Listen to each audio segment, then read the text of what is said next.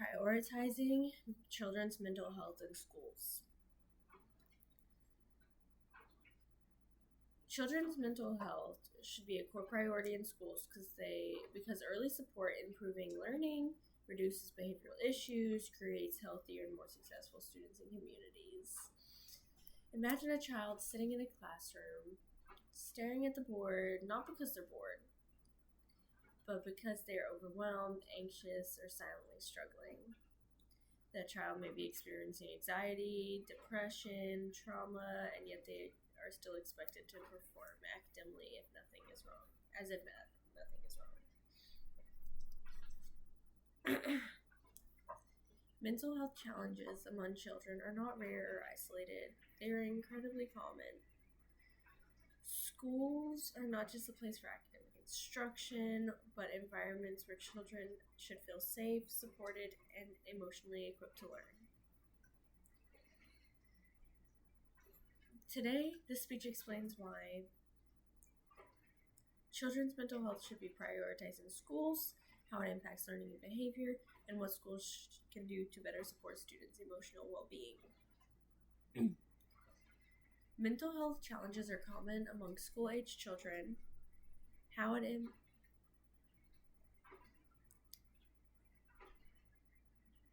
According to the Centers for Disease Control and Prevention, approximately 1 in 5 children experience a mental, emotional, or behavioral disorder in a given year. Many of these challenges begin before adulthood or during the school years. Mental health directly affects learning and behavioral. The National Alliance on Mental Illness reports that untreated mental health conditions are linked to lower academic achievement, increased absenteeism, and higher dropout rates.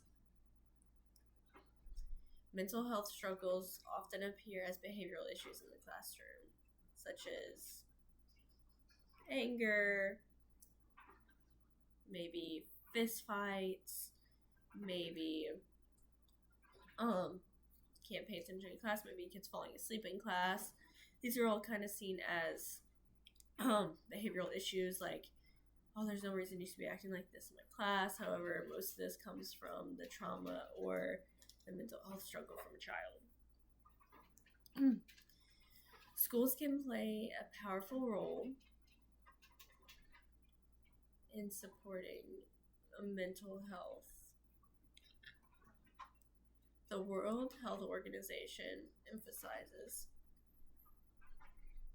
that school-based mental health programs improve emotional resilience, reduce stigma, and increase early interventions. Schools can support students through counselors, social emotional learning, and trauma-informed teaching practices.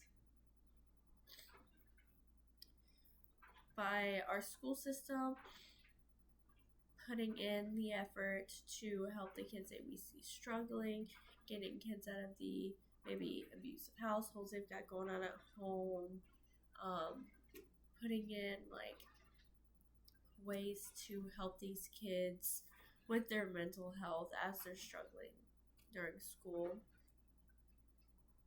can help us boost their confidence. Let's boost their, maybe they can be less likely to have depression, less likely to lead to suicidal thoughts or actions,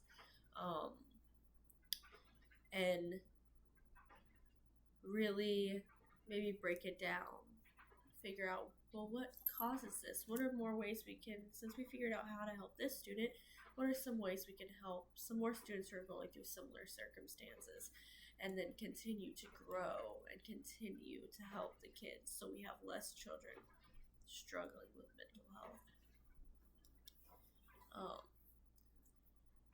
Mental health is not separate from education. It's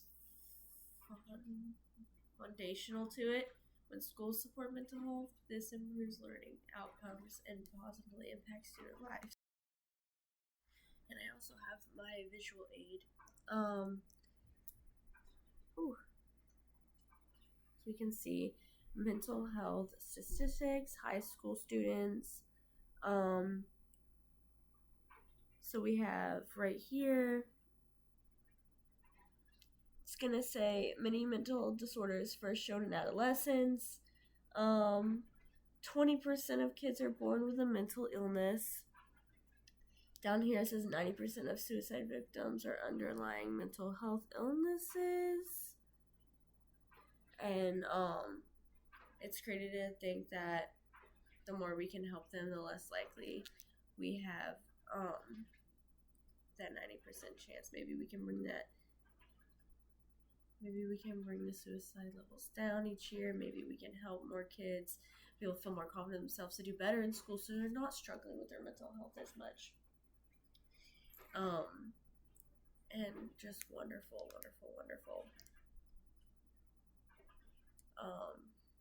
We want to persuade educators, school administrators, parents, policymakers, and mental health support. We have to intentionally integrate into schools to improve children's academic success, emotional well-being, and long-term outcomes. We don't want this to just be a few weeks. We want this to be long-term throughout the year. We want them to have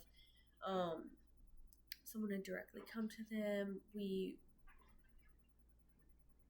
want to help these kids as much as we would want to help ourselves. Would you want to be struggling and sitting in the back of the class wondering if you're worth it or not to even be alive? Or would you want someone to be able to pull you out of that and be like, you have this, you got this, I'm here for you, we're going to make sure that you get better. We're going to make sure I'm here for you. That is something you kind of want to keep in your head. You want someone to be there for you and make sure you don't go down this strong loophole of, I can't do this anymore. You want someone to pull you out of that. You want them to be like, you've got this, I'm right here. That's what we want for these kids. And the more we get this into schools, the more we get this, parents have a better idea of what to do at home, the more these kids have. So that's what we want to go for.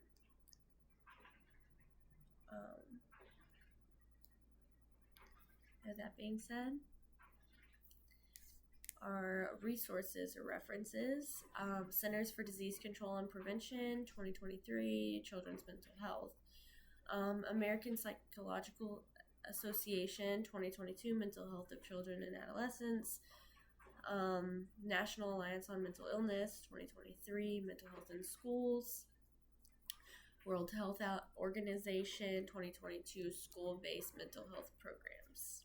Thank you so much.